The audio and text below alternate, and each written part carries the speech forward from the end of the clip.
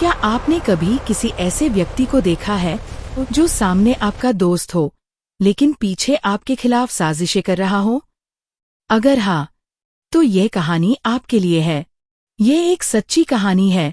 साल 1995 की घटना, कराची की एक बड़ी गारमेंट्स फैक्ट्री की कहानी, जहां दिन रात मशीनों की आवाज गूंजती थी और मजदूर अपने घरों का चूल्हा जलाने के लिए मेहनत करते थे।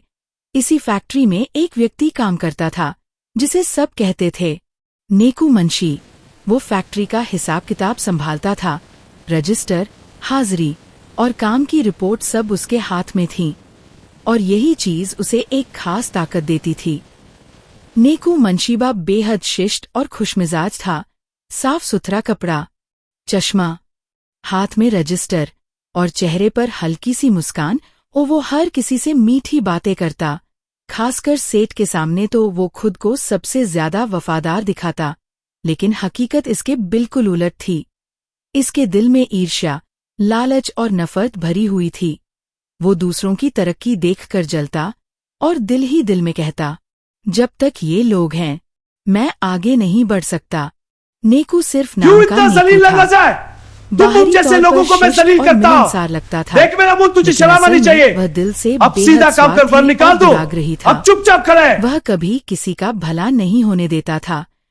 मजदूरों की मेहनत का फल छीनना उसकी आदत थी। कभी ओवरटाइम खा जाता, कभी गरीब कर्मचारियों की सैलरी काट देता, कभी किसी की प्रमोशन नहीं होने देता। इसके अलावा नेकू में और भी बुरी आदतें थीं। वह हमेशा अफवाहें फैलाता, लोगों के बीच झगड़ा करवाता, कभी अपने सहयोगियों के काम को नीचा दिखाता, तो कभी छोटी छोटी बातों पर लोगों की तारीफ या सराहना लेने से खुद को रोक नहीं पाता था। हर बात में सिर्फ अपना लाभ देखता, दूसरों की खुशी या तरक्की उसे बर्दाश्त नहीं थी। नेकू की वजह से फैक्ट्री में काम करने वाले मजदूरों के दिलों में निराशा और डर बैठ गया था और वह किसी के लिए भलाई या सफलता की उम्मीद कभी नहीं छोड़ता था। लेकिन इसकी एक और खतरनाक आदत भी थी। वो अपने कुछ करीबी साथियों के साथ बैठकर सेठ को बुरा भला कहता था। चाय के ब्रेक में या फैक्ट्री के किसी कोने में वो धीरे आवाज में कहता, यह सेठ खुद को क्या समझता है, सारी मेहनत हम करते हैं और क्रेडिट ये ले जाता है। इसके साथ ही कभी हंसते, कभी सिर हिलाते और नेकू मुंशी को और हौसला मिलता। लेकिन जैसे ही सेठ सामने आता, वही नेकू मुंशी तुरंत सीधा हो जाता, चेहरे पर मुस्कान लाता और बहुत आदब से कहता, सर, आप जैसा ईमानदार इंसान मैंने आज तक नहीं देखा। हर सुबह वो सबसे पहले फैक्ट्री पहुंचता, रजिस्टर खोलता और चुपचाप नामों के साथ खेलना शुरू कर देता। किसी की हाजिरी कम कर देता, किसी की काम की रिपोर्ट खराब दिखा देता और फिर वही गलतियां सेठ के सामने पेश करता। इसी फैक्ट्री में एक ईमानदार मजदूर था जिसका नाम था फाइक। फाइक को इस फैक्ट्री में दशकों से काम करता आ रहा था। वो कम बोलने वाला, मेहनती और मददगार इंसान था। हर कोई उसकी इज्जत करता था और यही बात नेकू मुंशी को बर्दाश्त नहीं थी। एक दिन नेकू मुंशी ने एक खतरनाक योजना बनाई। उसने धीरे धीरे रजिस्टर में फाइक की कारकर्दगी खराब दिखाना शुरू कर दिया और मौका देखकर सेठ के पास गया। सर, मुझे ये कहते हुए अफसोस हो रहा है, लेकिन फाइक आपके खिलाफ बातें करता है। सेठ चौंक गया। नेकू मुंशी ने पूरे विश्वास से झूठ बोला। सर, वो कहता है कि आप इंसाफ नहीं करते और कुछ मजदूरों को साथ मिला रहा है। फाइक को बुलाया गया। फाइक, ये सब क्या सुन रहा हूँ? फाइक घबरा गया। सर, मैं बेगुनाह हूँ।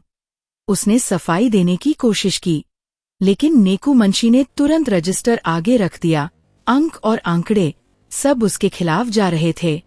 फाइक चुप हो गया। उसकी सच्चाई कागज के झूठ के नीचे दब गई। वो जलील होकर बाहर चला गया। वहीं नेकू मुंशी दिल ही दिल में मुस्कुरा रहा था। अब रास्ता साफ है, लेकिन उसकी लालच यहाँ खत्म नहीं हुई। अब वो सिर्फ फाइक को हटाना नहीं चाहता था, बल्कि सेठ पर पूरी काबू चाहता था। कुछ दिनों बाद सेठ की तबीयत बहुत खराब होने लगी। पहले बेचैनी और असहजता, फिर नींद खत्म हो जाना और साथ ही डरावने सपने आने लगे। वह हर समय भय, चिंता और बेचैनी में घिरा रहता। ऐसा लगता जैसे उसके चारों ओर कोई अदृश्य साया मंडरा रहा हो। डॉक्टर आए, टेस्ट हुए, लेकिन कोई बीमारी समझ नहीं आई। सेठ के दोस्त, कर्मचारी और करीबी लोग सब उसकी हालत देखकर चिंतित थे। एक दिन सेठ का एक नेक और विद्वान मित्र सेठ की तबीयत पूछने के लिए आया। जैसे ही उसने सेठ को देखा, वह तुरंत समझ गया कि यह स्थिति कोई शारीरिक बीमारी नहीं है, बल्कि उस पर काला जादू किया गया है। उसने सेठ से बड़े गंभीर और स्नेहपूर्ण अंदाज में कहा, आपकी यह हालत सिर्फ शारीरिक नहीं है, बल्कि आध्यात्मिक असर की वजह से है। आप पर एक मंची ने काला जादू कराया हुआ है। इसी वजह से आपकी नींद उड़ी है, आप बेचैन हैं और डर आप पर हावी हो गया है। मित्र ने आगे समझाया, यह जादू साधारण नहीं है, इसमें बहुत सारी नफरत और ईर्ष्या शामिल है। लेकिन अल्लाह की मदद, कुरान की तिलावत, दुआ और नेक कार्यों के जरिए हम इसके असर को खत्म कर सकते हैं। आपको पूरी आस्था और धैर्य के साथ ये प्रक्रिया अपनानी होगी। ये सुनकर सेठ के दिल में थोड़ी उम्मीद जागी। उसे महसूस हुआ कि ये समस्या हल की जा सकती है और अब वह अपने मित्र के मार्गदर्शन पर भरोसा करने के लिए तैयार था।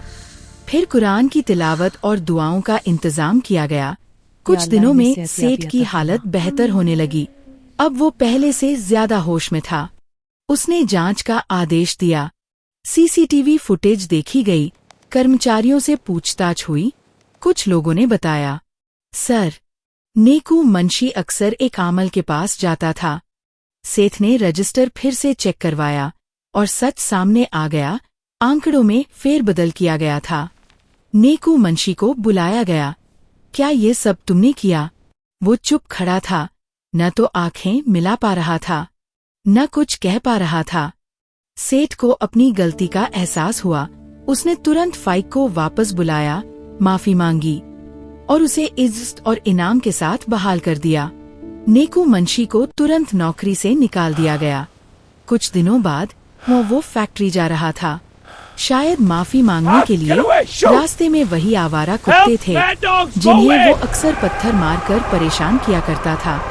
अचानक एक कुत्ता उस पर झपटा और उसे काट लिया। वो गंभीर रूप से बीमार हो गया, शरीर कांपने लगा, ज़बान बेकाबू हो गई। वही ज़बान जो कभी दूसरों को काटती थी, आज खुद उसके लिए अजाब बन चुकी थी। यही है अंजाम ईर्ष्या, चुगलखोरी और जुल्म का। याद रखिए, जो दूसरों के लिए गड्ढा खोदता है, वो खुद उसी में गिरता है।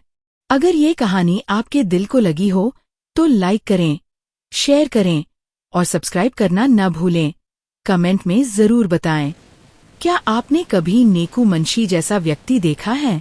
अल्लाह हमें सच्चाई, ईमानदारी और नेकी की राह पर चलने की ताकत दे। आमीन।